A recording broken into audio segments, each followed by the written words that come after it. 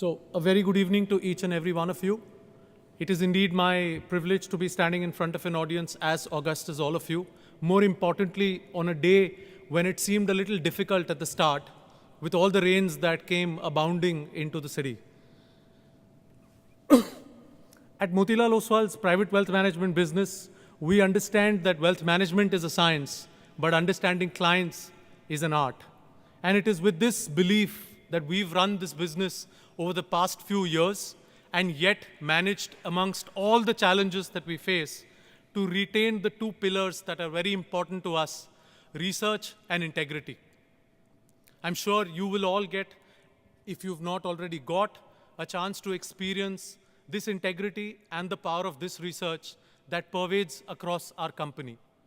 To set the evening into motion, may I please request Mr. Motilal Oswal to start with a few words from him.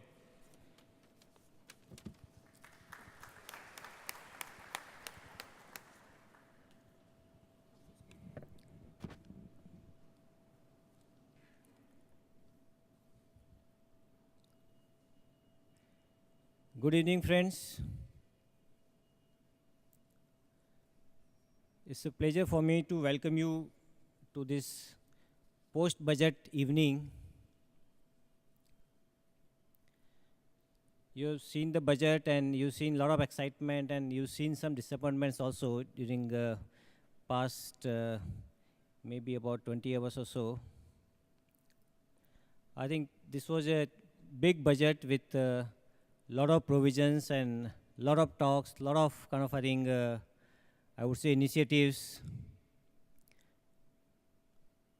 So it was more a kind of, statement about the policy initiatives what the government is going to take rather than a big, bold kind of, vision.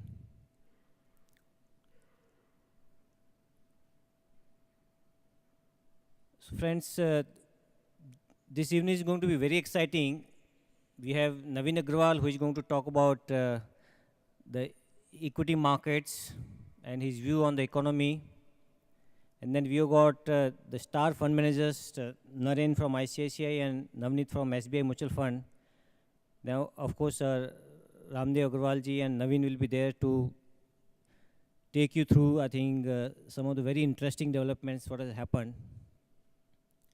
As you know, the markets in last I would say couple of quarters are doing very well.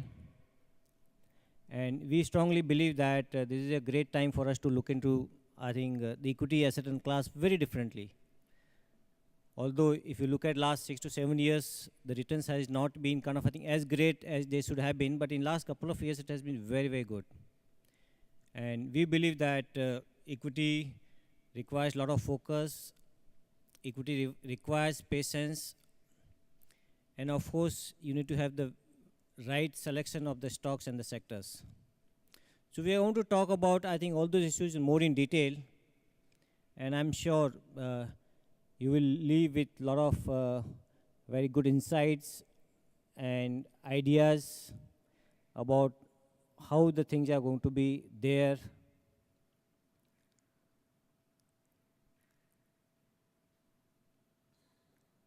A lot of clients I talk to, and there's always will be a lot of questions about the investments. And it seems that the kind of objections I hear from the people will be very different from time to time. But there will always be the objections that, no, this is not the good time to buy. Always there will be, I think, more objections and concerns than really into putting the money into the equities. That's the beauty of this market. In good market or the markets which has gone up, people say that it has already gone up, so when it comes down, we'll buy. When it comes down, people feel that it will come down more or it will fall more, then we'll buy. But our view is equity is an asset class which should actually be for every season. Of course, I think the flavors will keep on changing. There will be a lot of fads. But I think over a period of longer term, this is the only asset class, apart from real estate, which has delivered, I would say, very good return. May not be consistent on year-on-year basis, but over a period of, I think, long term, it has given fantastic returns. So apart from the asset class, I think the asset allocation, it is very important that what kind of stocks you have in your portfolio. So the stock selection is, I think, very, very critical from that perspective. So friends, I'm sure you will have a lot of kind of, I think, questions to be asked to the people. But first, I would say let's listen to what our views are in the market. And let me again welcome you to this exciting evening. Thank you.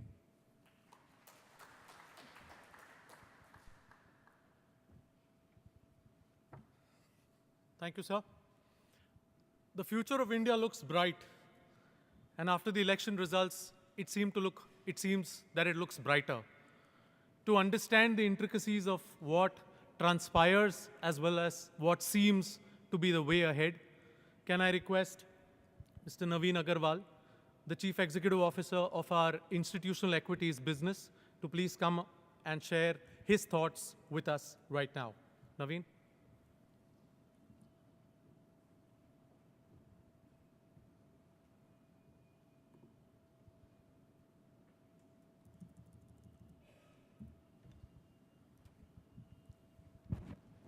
Thank you, Pawan. Good evening, everybody. It is indeed my pleasure to welcome all of you to this evening where we have a brief presentation on how we see the Indian markets and followed by a panel discussion with some very eminent panelists. What I've tried to do today is present a very simple framework of how you should be looking at the markets, B, having looked at the markets, positioning your own self within the markets, and some important do's and don'ts from the point of view of what the markets hold for us over the next 5 years' time. The last 9 months from September, when Raghuram Rajan took over as the RBI governor, and that was one big change for India, from immense currency volatility, from loss of faith and loss of face in the global markets. We had restoration very quickly in a matter of just 3 months in that confidence, where you had lower currency volatility, a stable rupee. I remember when I used to travel abroad and currency had crossed 65, we were in between 65 and 70. All the global fund managers were worried whether we are going to 80 or 90. And today we are in a very different paradigm so quickly after he took over. And following that, we had a campaign which is probably going to be a case study for many management schools going forward. But you had a change in the leadership of the country as well. So I'm going to keep this simple, just divide my presentation into 3 parts. First, what is the backdrop from where we are coming, A. B, what is this change about? What has changed in India in the recent past? And C, how we see the future. Okay, in as simple terms as I can explain this to you. So these are a few quick slides to show you where we were. And this will show you that things could not have been worse than what they were. So if you look at the exhibits here, we have India's GDP growth, which for the last 2 years, FY13 and FY14, was between 4 and 5%.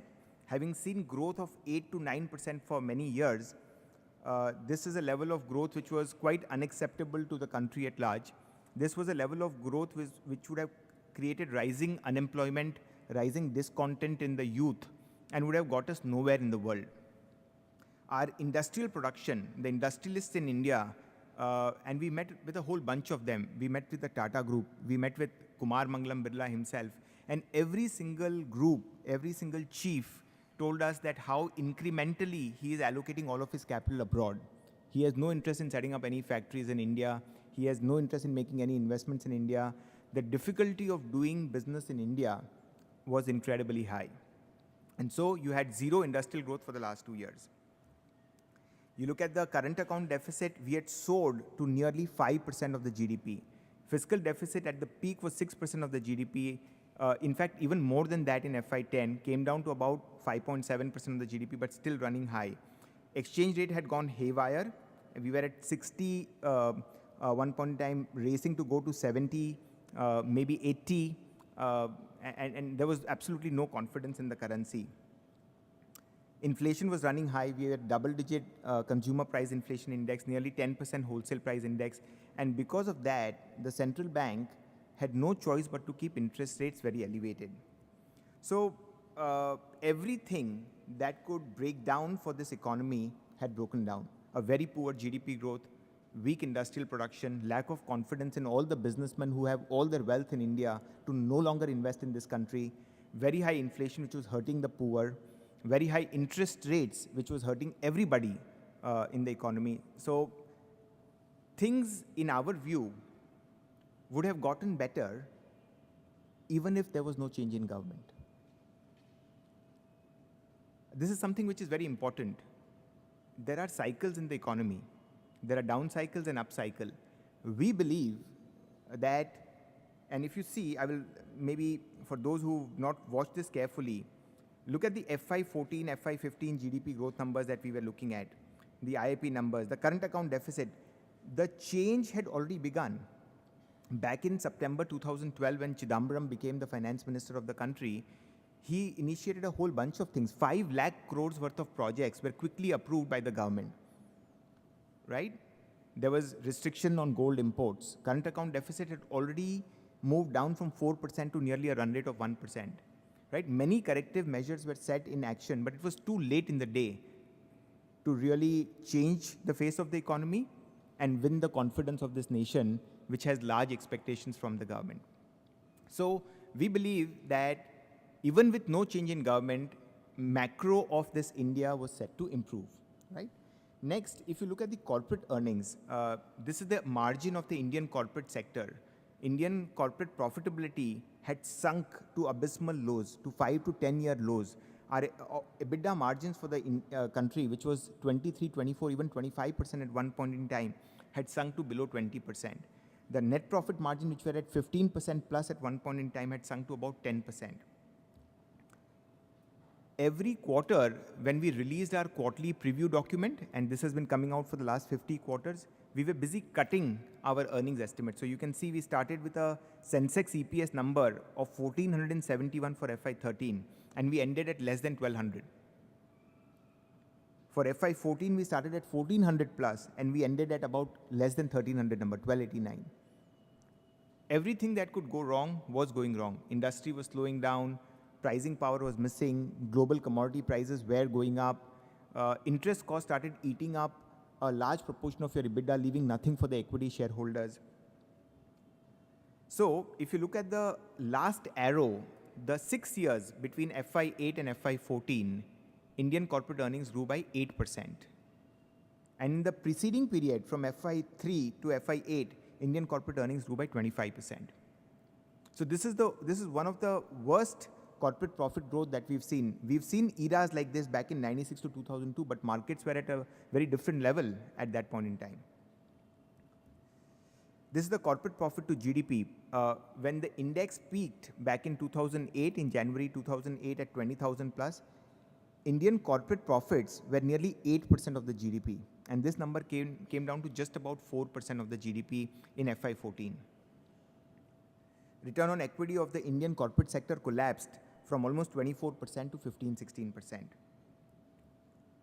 Now, this is something that we thought would change irrespective of change in government. So we were, let me tell you, firstly, we were positive on the markets even if there was no change in government, even with UPA government, even with Chidambaram as a finance minister continuing for another 2 years, we would have bet on a cyclical recovery, on the peak interest rates and inflation starting to come down, on the peak fiscal deficit and current account deficit starting to come down, and on the bottom GDP growth and IIP growth starting to uptake.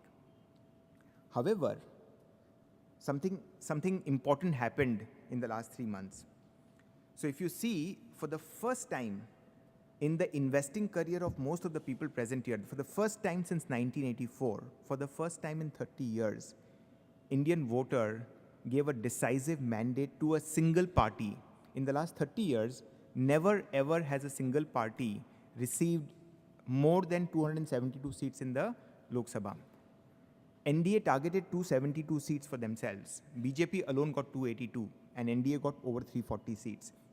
This is something which is historic. The implications of this cannot be gauged by what the government has done in the last 7 weeks. They've got a full 60 months, 5 years to perform, possibly even more, right? You look at the voter turnout, I mean the kind of apathy to the previous government, the desire for change was so strong that more people turned out as to vote this time than post Indira Gandhi assassination. This is the highest ever in the history of India. And whom did they bring in? They brought in Narendra Modi, who has over a 10-year track record of transforming a state in many ways. As you can see here, the GDP growth rate of Gujarat in the decade of Modi's rule went to a much higher level than before him. The GDP growth rate of Gujarat was much higher than the rest of the country. The industrial growth, the agricultural growth, the services sector growth, every segment grew much faster than the rest of the economy. Gujarat was hardly a tourist destination. And we had one of the biggest brand ambassadors, driving tourists into that state. Gujarat was already an industrialized state, but they had very few auto factories. And today, every single automotive company either already has a factory in Gujarat or is about to set up a factory in Gujarat. Narendra Modi went to meet businessmen down south, up north, in the east, requesting them to set up factories in Gujarat, giving them all the sops.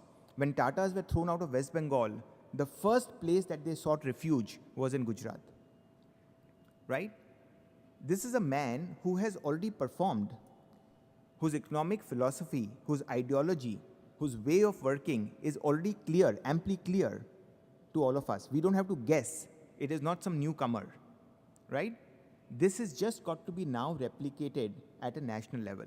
And we are all in a hurry. I mean, when 66% of the voters come to vote for selecting a government, it is historic for India. And they're eager for change. And we believe that that change is something which is underway. So firstly, I was supposed to talk on the budget. What I'm going to do is just give you a glimpse of the direction that this budget is giving.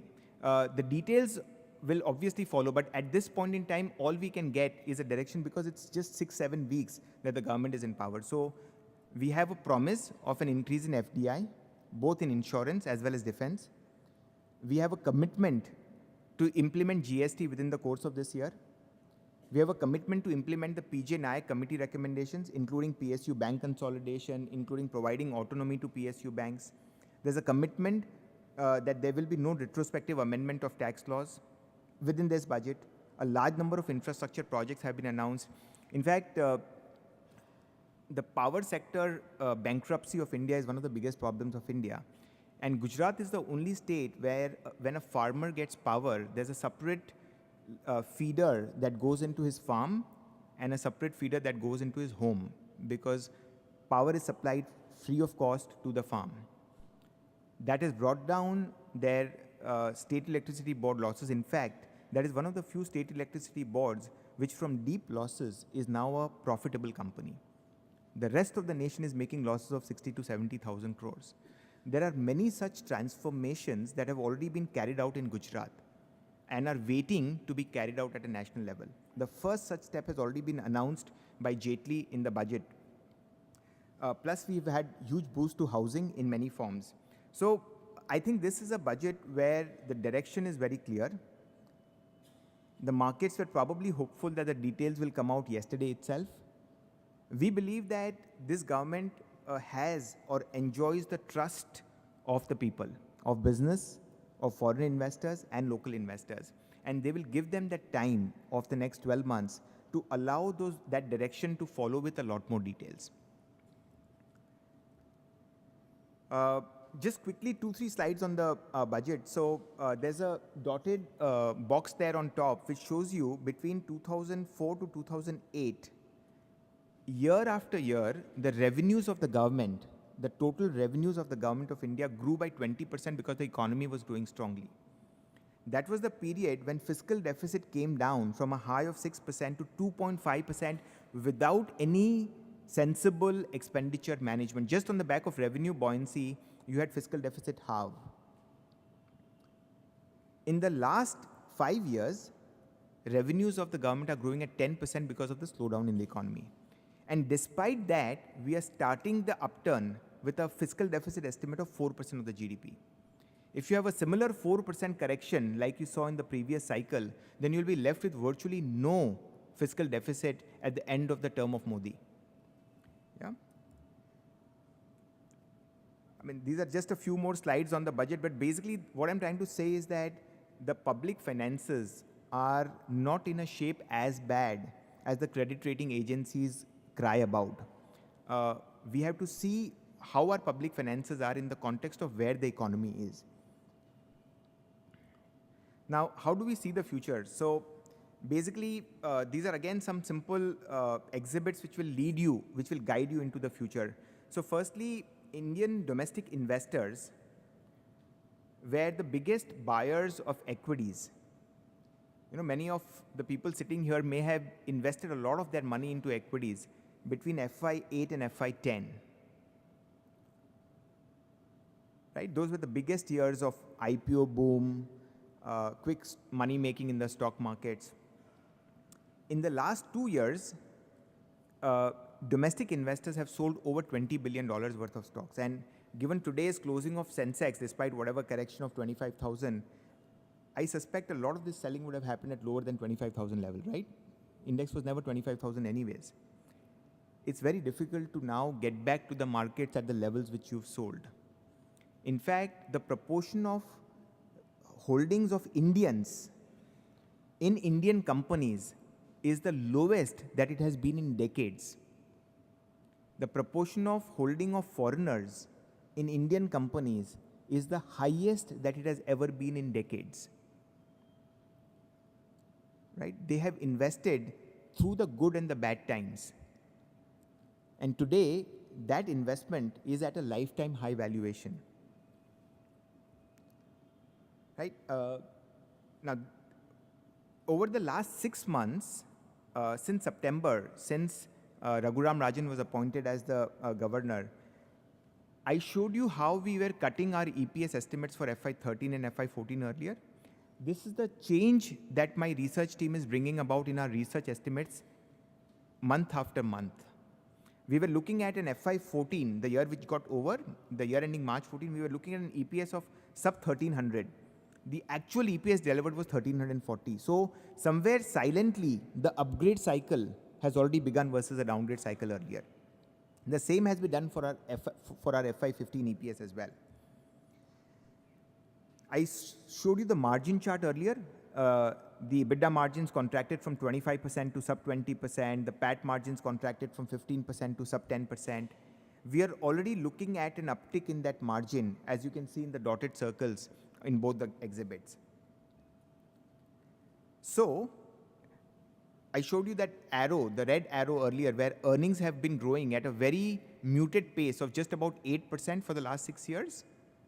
As of today, as we stand here, we believe that earnings growth will be about 17% compounded, more than 2x of the growth that you saw in the last 6 years over the next 3 years' time. And this is an interesting exhibit. What it shows you is that the last time when between 2003 to 2008, when the Indian corporate earnings grew at 25% compounded, the stock markets actually gave you a return of 40% compounded year after year for the entire 5-year period. So usually when there is an acceleration in earnings growth from a low earnings growth trajectory to a higher earnings growth trajectory, what investors end up earning is a re-rating premium as well, is a re-rating top up to that earnings growth, which results in even higher wealth creation for the investors. This is where we stand today. I mean, I just mentioned to you that Modi's arrival or a clear mandate to a single party is a once in 30-year event, right? Despite all of this, today, as we speak, the Indian PE is at a long-term average valuation. The Indian price to book is at a long-term average valuation. Indian market cap to GDP is below historical averages or in line with historical averages. So you are able to ride or to participate in this once-in-a-lifetime opportunity at average valuations. But I want to give you a quick context of what these average valuations are. I just showed you that the Indian corporate profitability is at a historical low, is at a 10-year low. Right? Indian corporate profit to GDP has come down from 8% to 4%. So when you are looking at the PE of the Indian markets, you are looking at very depressed earnings into the PE multiple is equal to the market. You have an upside both to the earnings because they revert to the mean and the PE which can go above the average. I'll make this simple and show you when I multiply these two numbers, what is the upside for you in the Indian markets. But before that, I just want to show you this busy slide which shows you that between 2003 to 2008, the sectors which did well included capital goods, included industrials, metals, oil and gas, PSU banks and so on. From 2008 to 14, the sectors that did very well included consumer, healthcare, autos, technology and so on. We are basically betting on a recovery, on an acceleration in the Indian economic growth going forward. So we basically think that we are going to relive the 2003 to 2008 era, and this should help you in selecting the sectors within the overall market framework. So these are the last two slides which kind of explain you how to look at the markets, and it is very important for you to understand this. Position yourself for this future in our view. So we believe that after the decline in the Indian corporate profit to GDP from 8% in FY8 to about 4% in FY14, we think that this can at least, at the very least, go back to the average. The average is 5.8%. If Indian corporate profit to GDP in the last year of Modi's government, or by FY18, let's say, goes to the average corporate profit to GDP and not the high, just the average, then Indian corporate profits will compound at 22% year after year. That is not what analysts are estimating today. Analysts are looking at a 13% growth in FY15, 18% growth in FY16, and probably a 20% growth in FY17. If this was to just revert back to the mean, we're talking about a compounded 22% growth in earnings next 5 years. And on top of that, if you were to apply the historical average multiples to those average earnings, this is the Sensex trajectory that you're talking about. The line in gray shows you what the Sensex could be over the next 5 years, assuming that Indian corporate profit to GDP reverts to the historical average of 5.8%, and Indian valuations trade at the historical average of about 15.5 times. However, if because of acceleration in earnings growth, if because of anything sensible that this government does, just in case you have Indian corporate profit to GDP not just going back to the mean, not just to 5.8%, but something like 7% from a high of 8% that we've already seen. And if the valuations were to go one standard deviation above the averages, then that's a Sensex that you could potentially see. So you have a potential base case upside in the markets of a compounded 23% during this Modi era in our view. However, if all goes well, this number could be much higher.